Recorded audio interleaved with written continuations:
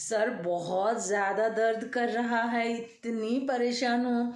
कल रात भर पूरी सोई नहीं, मतलब नींद ही नहीं लग रही थी। सर धन धन दुख रहा था।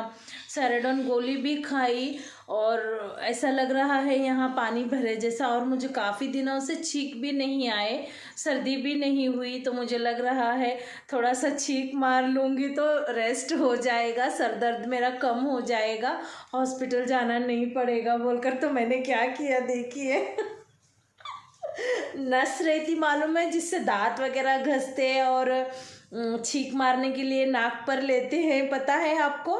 नस बोलते हैं यहाँ पे, उधर हमारे उधर नास बोलते हैं। तो वो मैंने नाक में ली और डर के मारे क्या करी मालूम है, पहले किचन का दरवाज़ा ओपन करी, कहीं ज़्यादा छींक मार के बेहोश वगैरह हो गई तो दरवाज़ा तो खुला रहने, पादरी साहब अंदर आ जाते बोलकर, क्योंकि यूसुफ भी एग्ज़ाम देने के लिए अभी शाम में गया है 5:30 बजे। तो दरवाज़ा खुला रख के नस ली तो उससे बहुत ज़्यादा हुआ तो 2-3 छींक आए। फिर अभी मैंने रुमाल पर ये जिंदा तलिस्मात, शायद ये देखिए, ये जिंदा तलिस्मात के 2-3 ड्रॉप इस पर डालकर कंटिन्यू सूंघ रही हूँ, जुगाड़ जमा रही हूँ ताकि मैं हॉस्पिटल ना जाऊँ, और एक्चुअली जाना पड़ेगा शायद मुझे। ये है ना, ये देखिए, ये और ये 6 महीने के ऊपर से दर्द कर रहा है, सर दर्द कंटिन्यू रह रहा है। अभी इस हफ्ते में उसकी फ्रीक्वेंसी ज़्यादा हो गई है, इसीलिए मुझे संभाले नहीं जा रहा है। अभी आज ये सारे जुगाड़ देखूंगी, जम गया, कम हो गया तो अल्लाह का शुक्र है, फिर नहीं तो हॉस्पिटल जाना पड़ेगा।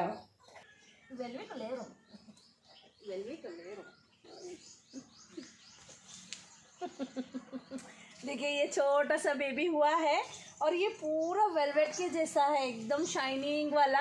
तो मैंने इसको वेलवेट बुलाया, तो अभी नाम इसका वेलवेट हो गया। वेलवी बोलकर बुला रहे हैं। और इसकी देखिए, यहाँ पर वाइट बाल है और बेल्ट आ गया इसको वाइट।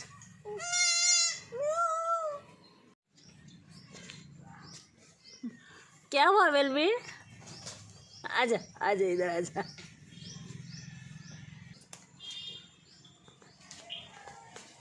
ये इनका चालू हो गया ऊपर चढ़ना।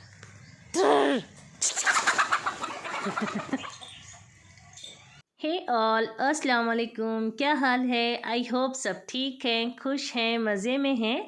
वीडियो के शुरुआत में सलाम कलाम नहीं हुआ ना, तो चलिए अब सलाम कर लेते हैं, दुआ कर लेते हैं। अल्लाह का शुक्र है मैं भी बढ़िया।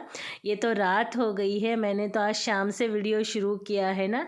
वैसे कुछ ख़ास नहीं है, जो बचा कुचा है वही खाना है। सैंडविच वगैरह बनाकर यूसुफ को दे दूँगी, पर ये सब्ज़ी आई थी ताज़ी ताज़ी थी तो मैंने ले ली हूँ। सलाद में भी खाने आ जाएगा, पराठा बना लूँगी या सब्ज़ी बना लूँगी, इसलिए इसे साफ़ करके रख रही हूँ।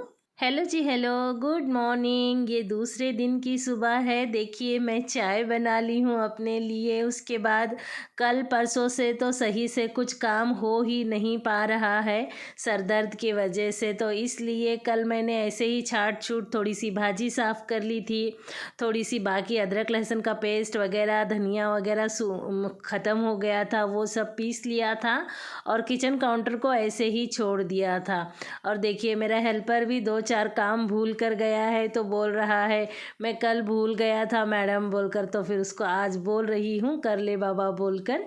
तो फिर और ये मैं है ना, देखिए आज मैं पकाने में भी थोड़ी सी कंजूसी ही करने वाली हूँ, लेकिन ये क्लीनिंग ज़रूरी है। 4-5 दिन से सही से बिल्कुल नहीं हुई है, छांट छूट ही हुई है, तो इसलिए आज मैं ये क्लीनिंग कर रही हूँ।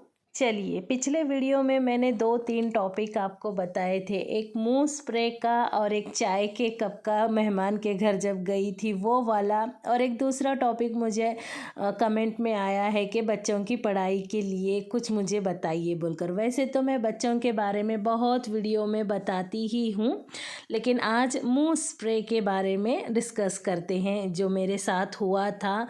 कितने काम की चीज़ है ये स्प्रे। चलिए आज उसके बारे में बात करते हैं। देखिए एक बार क्या हुआ था, ऐसे ही जैसे मैं काम कर रही हूँ ना, इसी तरह से किचन काउंटर पर काम कर रही थी, बर्तन धो रही थी। अचानक मेरे सीने में इतना ज़ोर पेन हो गया कि पसीना पसीना हो गई मैं माथे से। एकदम ठहरे जगह मुंह का पूरा रीडिंग चेंज हो गया। पात्री साहब मुझे देखते रह गए और एकदम दंग होके है ना, वो कुछ कर ही नहीं पाते हैं। तो फिर मैं क्या करी, अचानक पूरे बर्तन वैसे ही छोड़ दी और मेरे सीने पे, पीठ पे मुंह स्प्रे मार के जाके 2 मिनट के लिए बेड पर बैठी। और जैसे ही स्प्रे का मतलब वो भाप वगैरह अंदर चली गई, जितना स्पीड जाकर मैं बैठी थी वो दर्द उतनी ही स्पीड से नीचे हो गया स्प्रे मारने के बाद। और 5 मिनट में मैं 5 से 4 ही मिनट में वापस आकर बर्तन धोने लग गई। फिर थोड़ी देर के बाद पात्री साहब मेरे पास आए, रानी तुमको अटैक आया था क्या? बोले अब मुझे तो मालूम नहीं बाबा, सीने में दर्द और पसीना आना मतलब अटैक ही होता है ना जी। बोली मैं हॉस्पिटल जाएंगे? बोले मैं बोली शाम तक कुछ हुआ तो देखेंगे, अभी तो मैं रिलैक्स हूँ, कुछ नहीं हुआ मुझे, मैं ठीक हूँ बोली।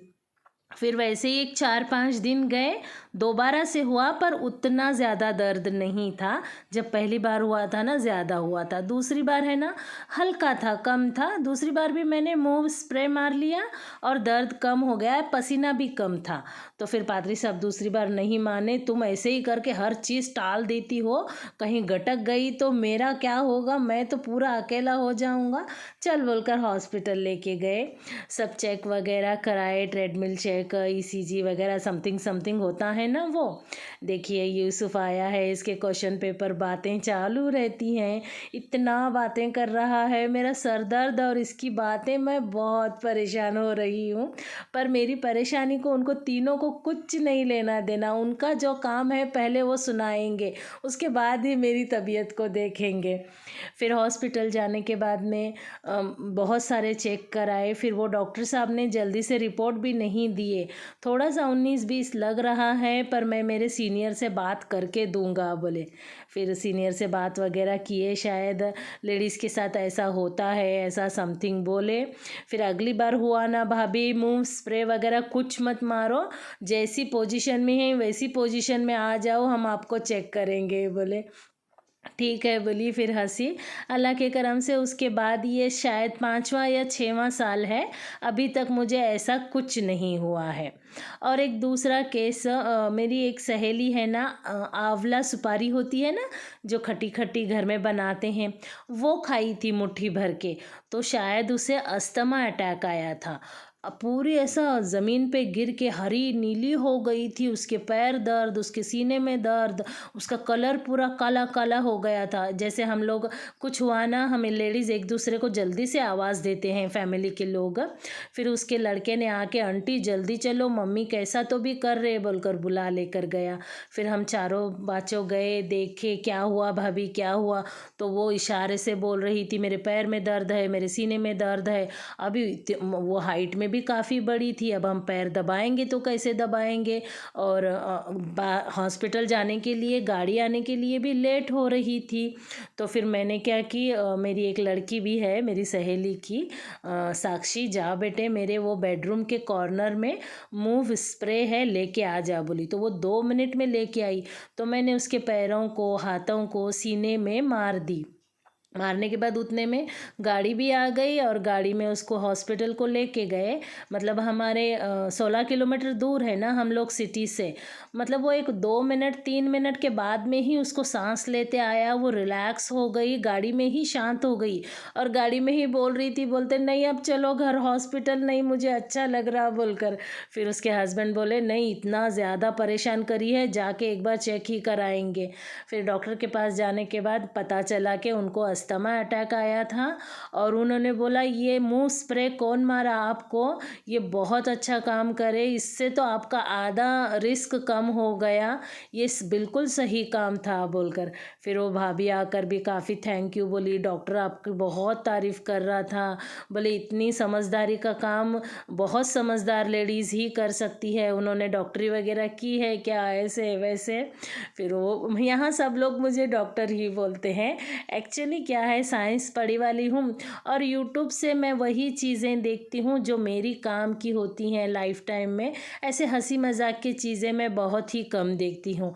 और फिल्म वगैरह भी है ना, मैं वैसे ज़्यादातर नहीं देखती हूँ। साउथ इंडियन फिल्म देखना पसंद है मुझे एंटरटेनमेंट के हिसाब से। वैसे मेरे फेवरेट चैनल फॉक्स हिस्ट्री और डिस्कवरी और वो जो कुकिंग का चैनल आता है ना, फॉक्स लाइफ टीएलसी देखती हूँ मैं। ये मेरे ये चैनल फेवरेट चैनल है। केक वगैरह बनने लगे ना, मैं देखती हूँ तो मेरे साथ मेरे बच्चे और हस्बैंड भी देखने लग जाते हैं। तेरा पसंद अलग ही है, अजीब सी चीज़ लगा के बैठती है, ना हमको छोड़े जाती है ना हमको पसंद आती है, परेशान करती है। तो बोलते हैं मेरे मम्मी पापा भी ऐसे ही बोलते हैं, आप ही कुछ तो अलग ही लगा कर बैठे रहती है। सब लोग पिक्चर गाने सीरियल देखते हैं तो आप ही का तो अलग ही टेस्ट रहता है बोलकर। तो इसी वजह से शायद मेरे अंदर नॉलेज भी ज़्यादा है और जब अप्लाई करना चाहिए तब अप्लाई करती हूँ। ये सबसे बड़ी बात है, अल्लाह का शुक्र है उस टाइम में मेरा दिमाग क्लिक हो जाता है और वो जब काम करती हूँ वो सही होता है। चलिए, अल्लाह का लाख लाख शुक्र है मुझे ऐसी चीज़ें देने के लिए। उसके बाद देखिए फलियाँ साफ़ कर रही हूँ, किचन गार्डन से काफ़ी सारे फलियाँ आए हैं। तो मेरा कहने का मतलब ये है कि आप भी अपने घर में एक मुंह स्प्रे हमेशा रखें।